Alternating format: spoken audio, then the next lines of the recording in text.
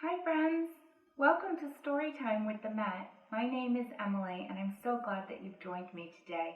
While the museum is closed, we're holding Storytime online every Thursday at noon.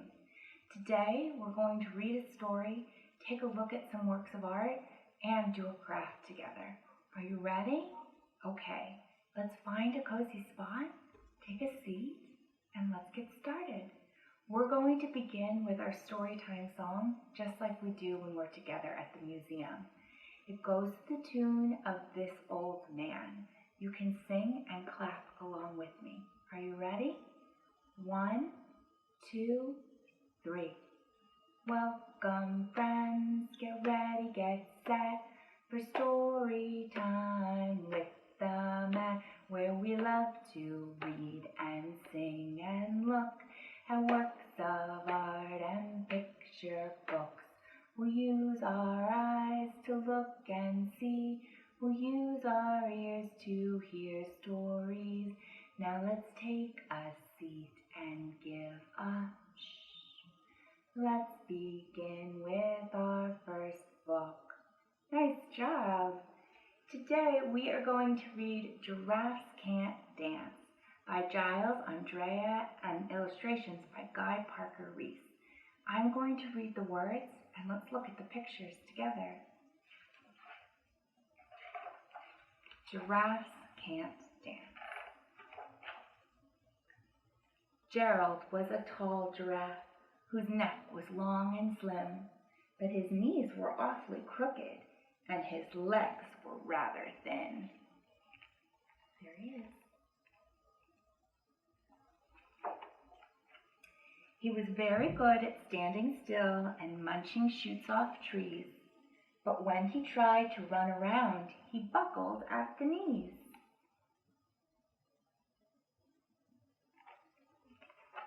Now, every year in Africa, they hold the jungle dance, where every single animal turns up to skip and prance.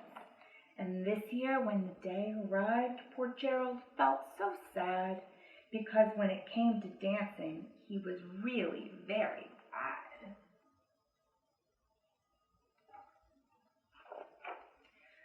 The warthogs started waltzing, and the rhinos rock and rolled.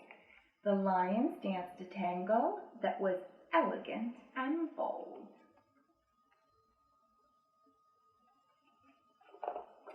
The chimps all did a cha-cha with a very Latin feel, and 8 baboons then teamed up for a splendid Scottish reel.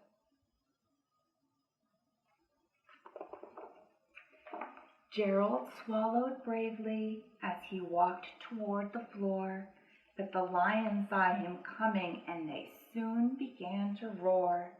"Hey, look at clumsy Gerald," the animals all sneered. "Giraffes can't dance, you silly fool. Oh, Gerald, you're so weird."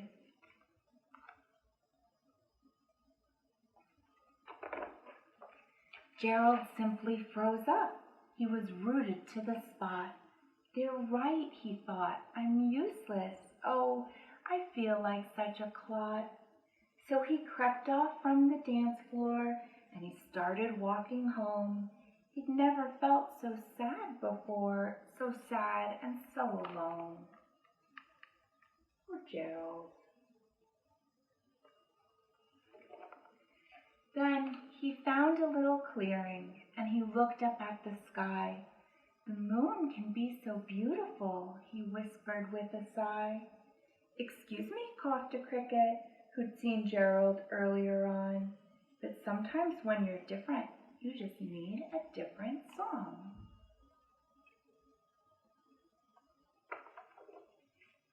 Listen to the swaying grass and listen to the trees. To me, the sweetest music is in those branches in the breeze.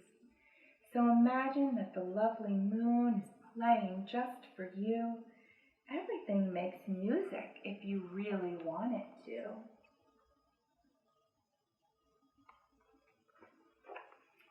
With that, the cricket smiled and picked up his violin.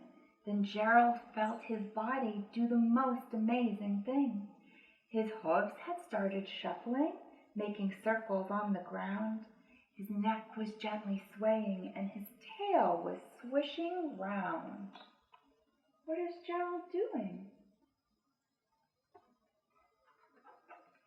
He threw his legs out sideways, and he swung them everywhere. Then he did a backward somersault and leapt up in the air. Look at how graceful he looks. Gerald felt so wonderful. His mouth was open wide. I am dancing. Yes, I'm dancing. I am dancing, Gerald cried. How do you think he feels now? Then, one by one, each animal who'd been there at the dance arrived while Gerald boogied on and watched him quite entranced. They shouted, "It's a miracle! We must be in a dream. Gerald's the best dancer that we've ever seen."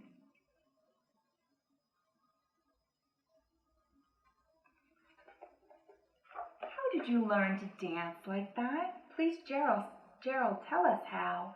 But Gerald simply twirled around and finished with a bow.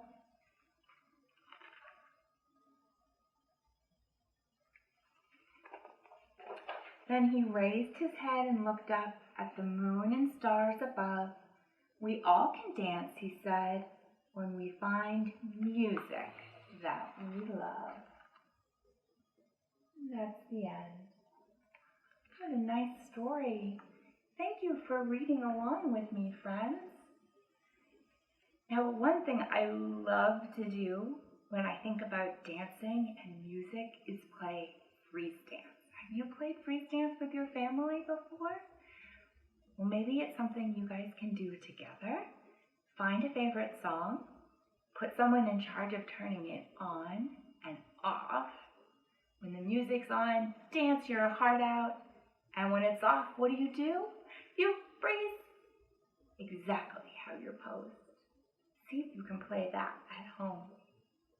Now, all this talk about dance and movement also makes me think of a beautiful work of art in the museum by Edgar Degas. It's called The Little 14-Year-Old Dancer. Take a look. What do you see in this sculpture? I see a little girl posing. Can you pose like her? How are her feet? Where are her hands? They're behind her. How is her head? Can you lift your head and your chin like hers? Very nice. How would you pose or move if you were a dancer? Let's see. Nice moves, friends. Good job. Well, here's one last thing we can do together before we say goodbye. I've got some materials here that I'm going to show you, and you can use different ones at home too, whatever you have around. So just like the sculpture by Edgar Degas, I made a sculpture of a little dancer. I'll show you her and then we can talk about some supplies. So here's my sculpture of a little dancer. I used some pipe cleaners. I have pipe cleaners at home, so I use them. But if you have clay or dough, you can use that too to make a three-dimensional sculpture. I decided to use a cupcake liner for her skirt.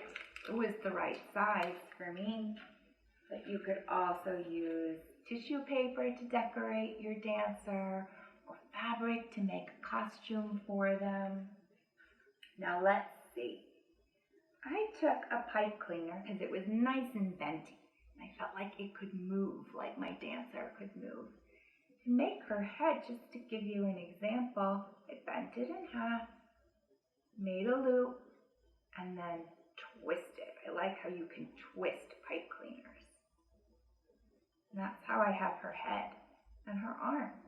And then I attached her body with other pieces of pipe cleaner. Let's see. You can make her arms move or her legs move and make them dance around. Well, I hope that you had fun joining us today for story time. And we hope to see you again next Thursday for another round. Hope to see you soon. Bye, friends.